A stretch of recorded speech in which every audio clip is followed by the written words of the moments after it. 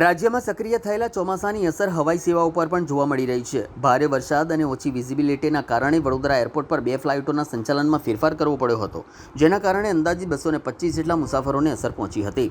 Air ઇન્ડિયાની flight AI-2975 જે દિલ્હીથી મુંબઈ જઈ રહી હતી તેને પ્રતિકૂળ હવામાનને કારણે વડોદરા એરપોર્ટ પર ડાયવર્ટ કરવામાં આવી હતી. તે જ રીતે ઇન્ડિગોની ફ્લાઇટ 6E5060 જે વડોદરાથી મુંબઈ જવાની હતી તે મુંબઈ એરપોર્ટ પર પ્રતિકૂળ હવામાન અને રનવે પર પાણી ભરાઈ જવાના કારણે ત્યાં લેન્ડ થઈ શકી ન હતી. ફ્લાઇટ મુંબઈ સુધી પહોંચી હોવા છતાં સુરક્ષાના કારણોસર લેન્ડિંગ રદ કરી મુસાફરો સાથે ફરી વડોદરા એરપોર્ટ પર પરત લવાઈ હતી.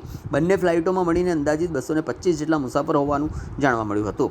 એરલાઇન અને એરપોર્ટ સત્તાધીશો દ્વારા મુસાફરોની જરૂરી માહિતી અને સહાય પૂરી પાડવામાં આવી હતી. હવામાન વિભાગે આગામી 24 કલાકમાં ભારેથી અતિભારે વરસાદની પણ શક્યતા વ્યક્ત કરી હોવાથી હવાઈ મુસાફરી કરતા મુસાફરોએ પોતાની ફ્લાઇટનું ટિકિટ ચકાવ્યા બાદ એરપોર્ટ તરફ રવાના થવાની સલાહ આપવામાં આવી છે. ભારે વરસાદના કારણે આગામી સમયમાં પણ ફ્લાઇટોના સમયપત્રક પર અસર થઈ શકે છે.